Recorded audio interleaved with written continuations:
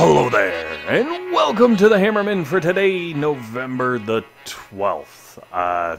Which of course means that I am recording this on November 11th, so if you're watching this on the 12th, happy belated Remembrance Day. If you're watching this today on the 11th, then, you know, happy Remembrance Day.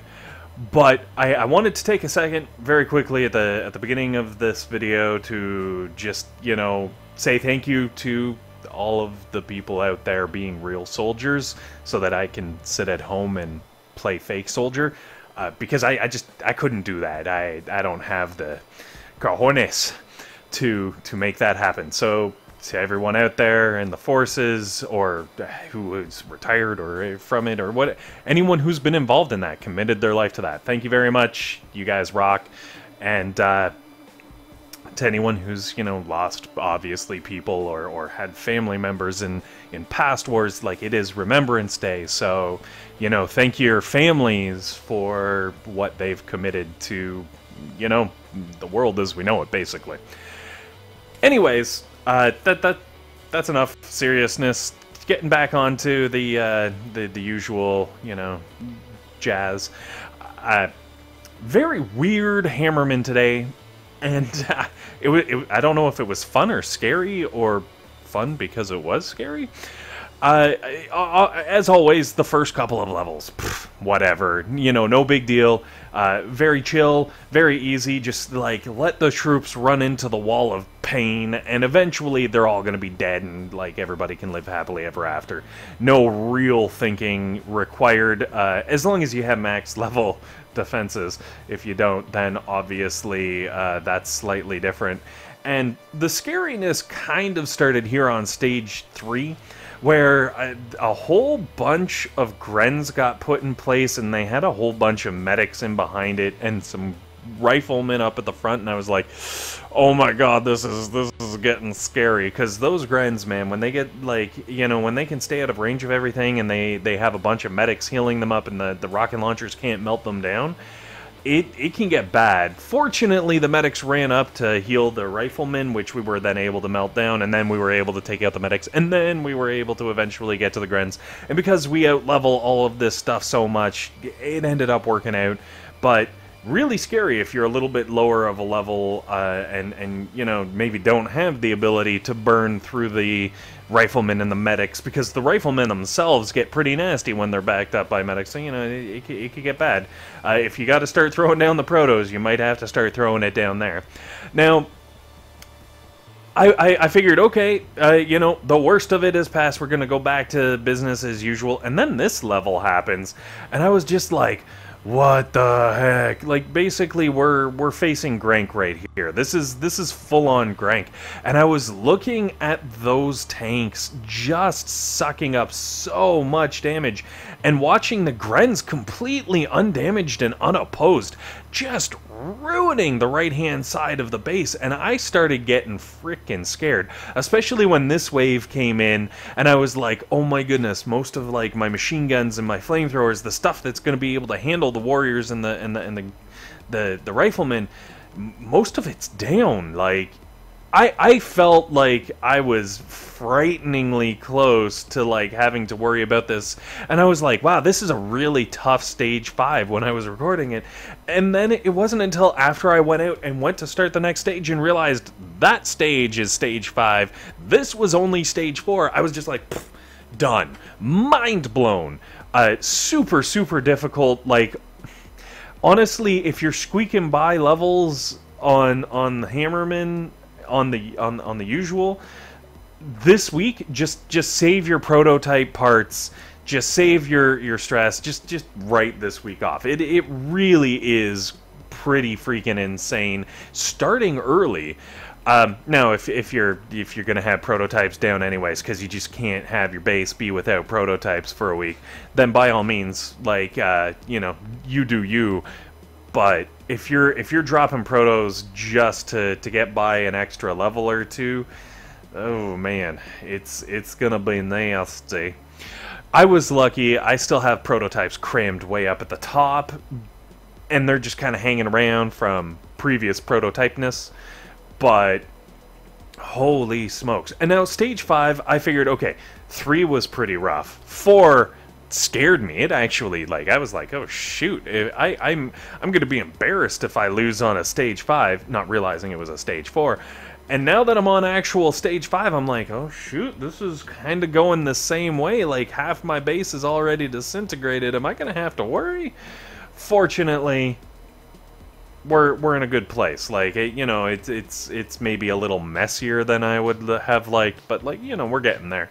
And you can actually see my prototypes chilling in the back there. I'm leaving them out as long as possible. They come back in for stage 7 just because I was too lazy to really fart Fig Newton with that. And then we hit, this is stage 6. And honestly, normally I roll through stage 6. I don't even need to worry about it. I don't even need to think about it. I'm just like, boom, stage 6. What? Not this week. This week, stage 6 ruined me. And it didn't even just ruin me once. It ruined me twice. That would be 3. 3 being the new 2. Anyways, as you can see, I'm just kind of playing this one through and fast forward because I was like, you know, okay, maybe like I got rolled. Okay, I can accept that I got rolled. And, you know, it was the first attempt. I'm like, okay, yeah, I'm just gonna fiddle with a couple of things. I'll fiddle with some stuff, and then everything will be fine. It'll be good. No problem. So, okay, here we are. Round 2, as you can see, I've kind of shoved the cannon that was getting shocked out of the way. I've started, like, doing some things. And still, like, the horde of riflemen coming up. Like, I even put down, like, extra machine guns and stuff, because I'm trying to leave the protos out of play still. I don't want them, like, being too in the way. And you know, like, I figure this is only stage 6. I should be able to do this without protos, no problem. But, like, look at me just get rolled a second time. And part of that problem was, on the second wave, I was getting bombed out, and I didn't see exactly what buildings were getting bombed out, and I swapped out buildings that I thought were being bombed out, but weren't being bombed out, and anyways, so here we go. I kind of rejiggered my mines as well, just to give me that extra, like, that extra layer of awesome. And as you can see, I got the extra barrages out of the core of my base, because that's important, okay? You don't want the core of your base getting barraged all to poop. So I moved all the stuff that was getting barraged out to the sides, and I tried getting the shocks as far away as possible from my rocket launchers and, like, my important stuff at the back, my shock launchers and stuff like that. Because while I don't mind having a boom cannon shocked, I don't want that boom cannon taking out 2 rocket launchers and a shock launcher with that shock. You know what I mean? Like, that's the difference between a win and a not win. Now, as you can see, obviously base is standing up way better against the current stage 6 as opposed to previous stage 6s, and that's good, because this is my 3rd attempt, and really, I'm not used to having to do 2 attempts, let alone 3. That gives you an idea of how intense this stage is. Now, maybe I was just really unlucky with the buildings that were being targeted, or the fact that, like, I moved things around and I moved the wrong buildings because I don't know. You know. Anyway, but I then was like, okay, cool. We're making some progress. We're on stage 3. What I was not expecting was for my stage 3 to, my stage 6, take 3, to go quite as hardcore and as far as it did. So obviously, my base sans prototype is toast. There are 5 Grens that are left standing, and they're slowly working through my little snail trail of non-defensive buildings. And that is the point of these non-defensive buildings kind of hooking around. It's to distract a few lingering troops when I run into a scenario like this. Because I know, even with my prototypes can't kill these Grens. So, like, it comes down to the time.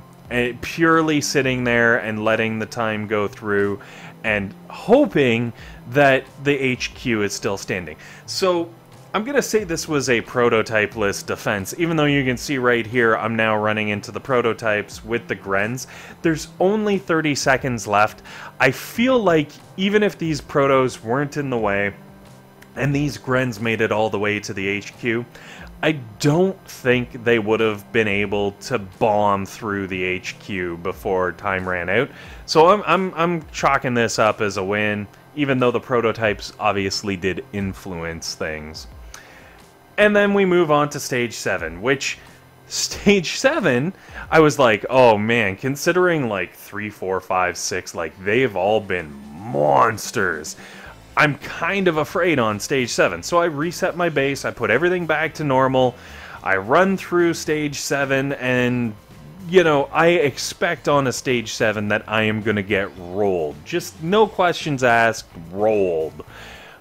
On at least the first attempt. And Stage 7 this time around lived up to my expectations, and you know, I got rolled pretty heavily. And that's fine, because then I used that attempt to go back, redo it properly. As you can see, I started putting the protos in right away, because I was just like, you know what, I'm not even going to bother screwing around. And, oh man, having that shield for the second Hammerman in a row, where, like, I used it and needed it, I freaking love that thing. I was able to absorb a barrage, 2 critters, a second barrage. I was hoping on the third critters, but the tower's just a little out of the way, and I was kind of frustrated by that. But like, honestly, that shield just absolutely earned every freaking prototype part that I had to use to get it out there, and then finally goes down because of one last artillery. So absolutely monster performance by the shield. I freaking love that thing. And what that does is, because all those critters were gone, all my defenses can focus on the actual troops on that first wave and just decimate them before the second wave comes out. And that's where this Hammerman gets nasty, because when you have 3 sets of critters on that first launch, it can distract enough of your defenses that you can be in a really bad place.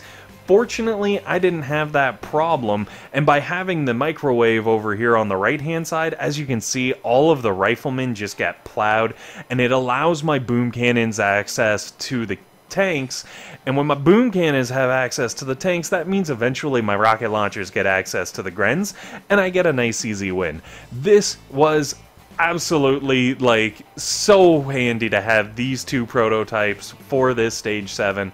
I was glad they were sitting back there. I'm gonna miss them, but, you know, that is the way that it is. Anyways, guys, as you can see already, like, this is like chess 10 moves out from I win.